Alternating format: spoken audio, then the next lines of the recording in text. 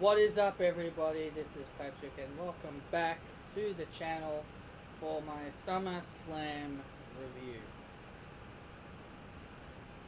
Now that I've actually watched the pay-per-view properly, I can finally give you guys my thoughts of this. You know, I wasn't. Now, I'm gonna tell you guys this.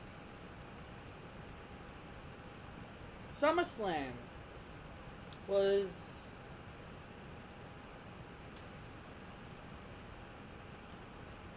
I feel like that they really they had some decent matches, but honestly it felt like it was a bit lackluster and not really, you know, that.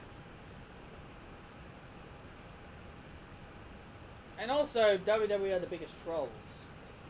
But I think this was a very disappointing pay-per-view.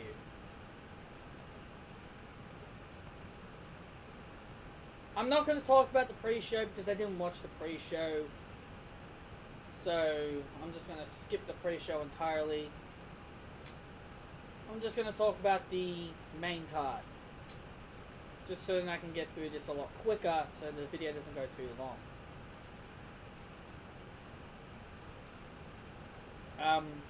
Seth Rollins took on Dolph Ziggler for the Intercontinental Championship. I think this was by far their worst match. I think by far this was their worst match. It did get good with at some points during the match, but I felt like this was their weakest match. Seth versus Ziggler. I think this was their weakest match. I think, to me, Dean Ambrose was the best thing, because Dean Ambrose, was looking, very serious. Like, I like his new look. I really am liking Dean Ambrose's new look. He's not trying to, he's not the same Dean Ambrose. He's not the same Dean Ambrose from all those years ago. But Drew would eventually attack Dean Ambrose to give Ziggler the upper hand on Seth. Ziggler nailed the zigzag and Seth Rollins kicked out at 2.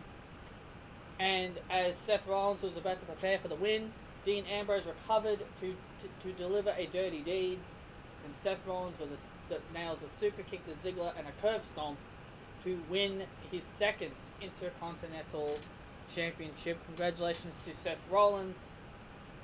And I think this is where they're going to set up the Dean Ambrose storyline, maybe with him going heel.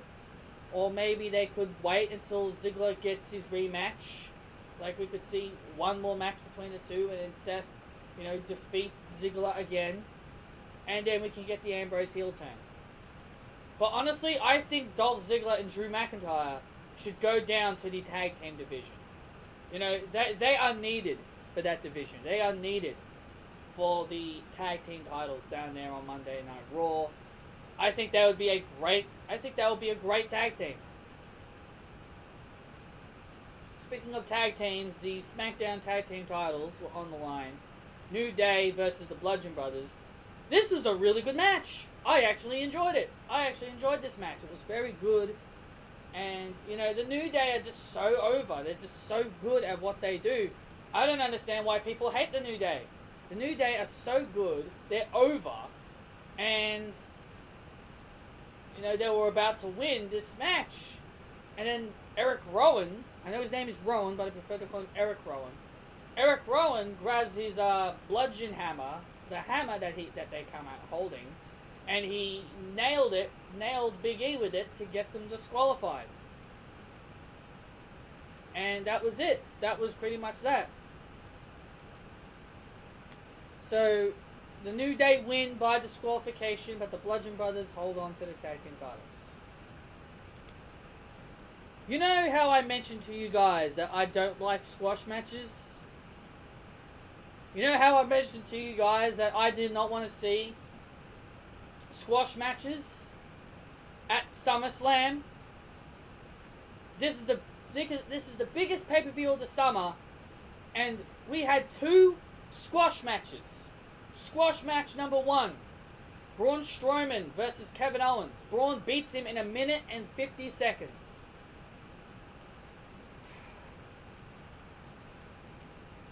I guess the right man won, I guess.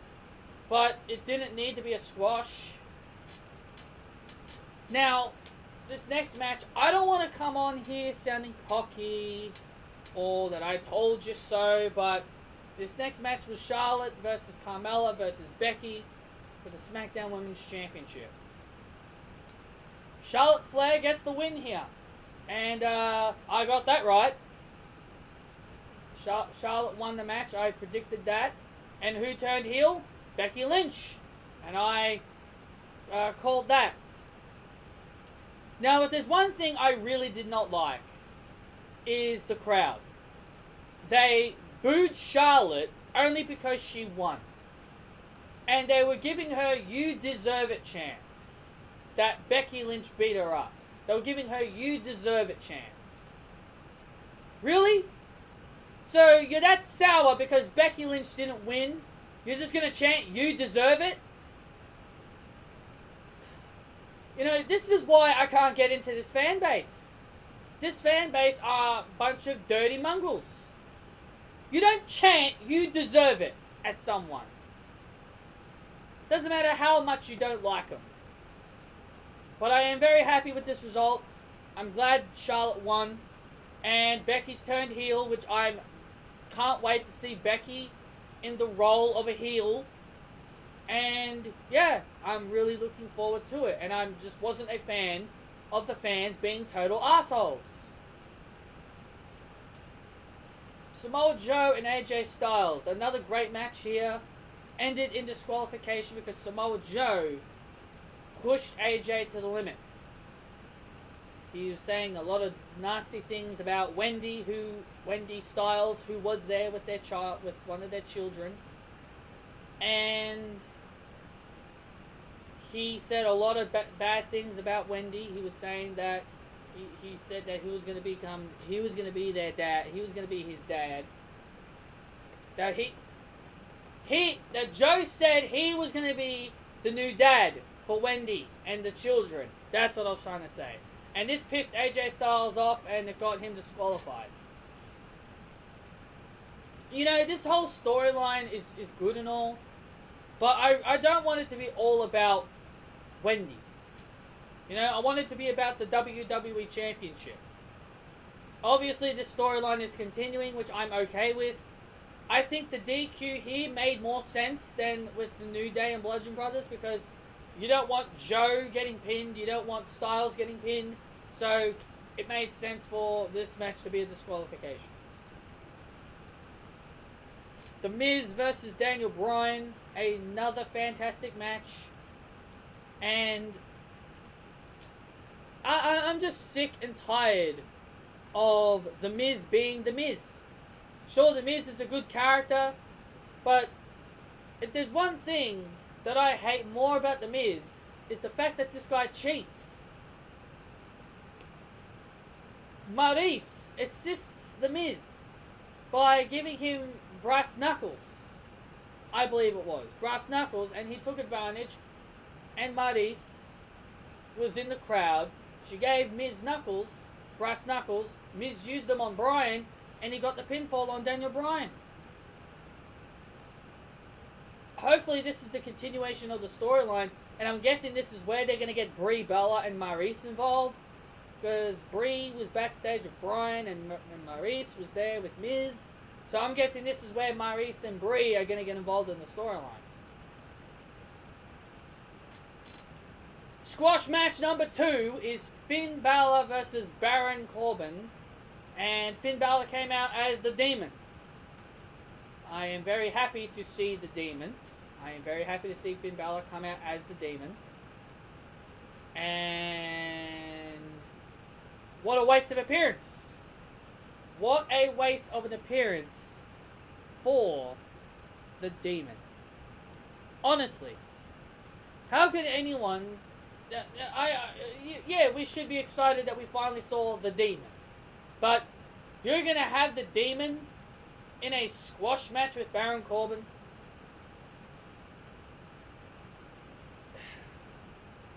You see, this is why I hate squash matches. Because they happen at pay-per-views. And it's absolutely ridiculous. Finn Balor wins here with a simple coup de grace to Baron Corbin.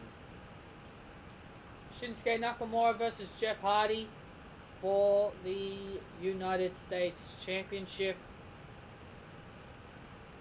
Shinsuke Nakamura gets the win here with the Kinshasa on Jeff Hardy.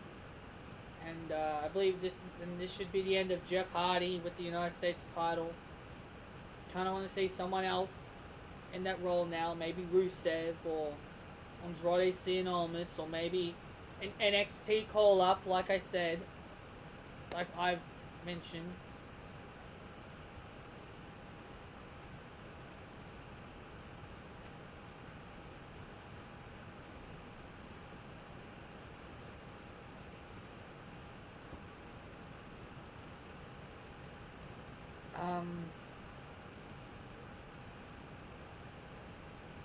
Shinsuke got the win here with the Kinshasa, and I think this is the end for Jeff Hardy. I think maybe we should get someone new. Maybe like an Almas or a Rusev, or maybe an NXT call-up, like I mentioned on my NXT review. And Randy Orton came out. It looked like he was going to attack Jeff Hardy again, but he chooses not to. Turns around and leaves Jeff Hardy laying in the ring. The two matches that were on the poster were the last two matches of the show. And I'm not surprised. Ronda Rousey versus Alexa Bliss. Now, I'm not going to go too hard on this. You guys know how I feel about Ronda Rousey. You know my thoughts on her. You know how I feel about her. I don't like her. And you know all this other stuff. I said SummerSlam was her last chance. Did she impress me here? Absolutely not. You know, like, what did she do in this match to make me say, oh, I want to be a Ronda Rousey fan? Sure, for once she came out by not smiling. Sure, that's a plus. There's the thumbs up right there. She wasn't smiling for once in her freaking life. She took this opportunity seriously. But overall, in a match, she's not good. She's sloppy. She's green. She's just not good. She's just not good in the ring. She's not doing anything that's really impressed me. Sure, she actually did something besides, for once she did something besides a judo throw. She did some kind of Samoan drop. Yeah, good on you. You did one new move. Good on you, Ronda. You did one new move. But that's still not going to impress me. Natalya was there watching as well. She didn't get involved. I don't know why there was no help for Alexa Bliss. Sure, Natalya was there. She wasn't doing anything wrong, but yes, I did say I wanted this to have no outside help. But this whole storyline between the two of them has basically been about outside help. Alicia Fox, Mickie James, Natalya. It's always been about outside help, and I find it really weird that tonight we saw no Alicia Fox and no Mickie James. So I found that really weird. How they've been building this all around Alexa Bliss, hiding behind somebody, and now there's no help for Alexa Bliss. Now she's left all alone to suffer the wrath of Ronda Rousey. I want Alexa Bliss to turn face, but at this point it's not going to, because she's most likely going to get a rematch against Ronda Rousey, and she's most like and Alexa Bliss is versing Trish Stratus at Evolution, which I have absolutely no problems with. I don't understand the hatred. You know, I'm not going to bother ranting about it. I'm not going to bother ranting about it. It's like I've said. It's like I've said many times, and I don't need to repeat myself. Also, I am very proud of you fans. Do you want to know why? I'm very proud of every single person who loved Alexa Bliss in NXT, making her rise up onto SmackDown Live. I'm very proud of everybody who supported her from NXT to SmackDown Live, and I'm very proud of everybody turning their backs on Alexa Bliss, and I'm very damn proud of everybody wanting to see her get her butt kicked. I'm very proud of every single person that turned their backs on Alexa Bliss. Proud of you. Proud of every single one of you.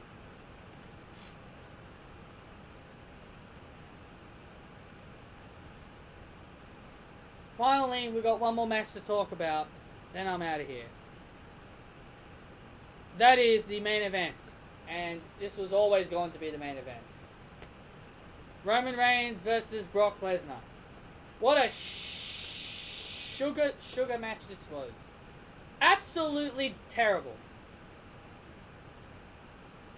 The biggest troll of this entire night. Braun Strowman comes out. And I think WWE are doing this on purpose now. I think WWE are just doing it on purpose just to mess with us. They had Braun Strowman come out as soon as the match was about to begin, and then Braun Strowman says that he doesn't care. He says he's going to cash it in on the person that wins out of Roman Reigns and Brock Lesnar. And then what happens? Braun ends up getting attacked. Not immediately, but Roman starts firing Superman punches left and right, spears left and right. Brock Lesnar's doing suplexes left and right. And Brock Lesnar's developed a new move called the guillotine. Wow, it took Brock Lesnar this long. It took Brock Lesnar this long to develop a new move.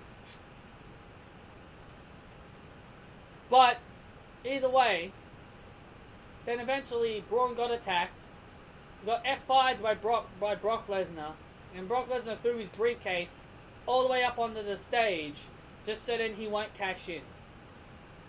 Brock grabs a chair, approaches the ring, and Roman Reigns spears Brock Lesnar and pins Brock Lesnar for the 1, 2, 3. So this is how you have Brock Lesnar go out. This is how you have Brock go out. 504 days we had to put up with this part-timer as the champion, and this is how you have him go out?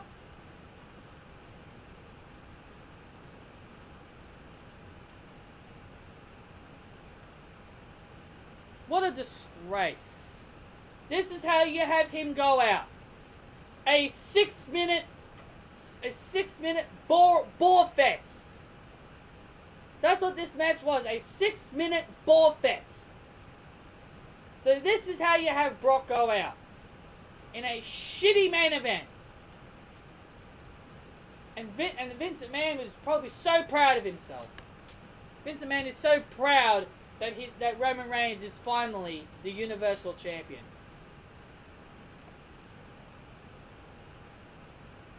Am I happy the title's off Brock? Yes. Am I happy the title's on Roman? No. Either way, we just got to deal with it. Either way, we just got to deal with it. We just got to put up with it. And maybe they've got some big plans. Maybe they've got some big plans. Well, you know, WWE these days, they don't really have many plans. Hopefully, we get some good NXT call-ups. Alright, we get some good NXT call-ups, such as Aleister Black, EC3, Shayna Baszler, maybe a Velveteen Dream since he wants to be called up because he had it written on his butt. And you know, we might get some NXT call-ups. We might get some NXT call-ups, and maybe one of those people that get called up could challenge Brock. But at the same time, challenge Roman. But at the same time, though, I don't know. Just gonna have to wait and see. We're just gonna have to wait and see what happens on Monday Night Raw tomorrow. Anyway, guys, thank you all so much for watching. I hope you guys did enjoy. Hit that thumbs up if you did enjoy this review. Comment your opinions down below. Be sure to subscribe to this channel if you haven't done so yet. And also be sure to follow me on my Twitter at pballantyne95. Thank you all so much for joining me. And I'll see you all tomorrow for my Monday Night Raw after SummerSlam review. To catch you later.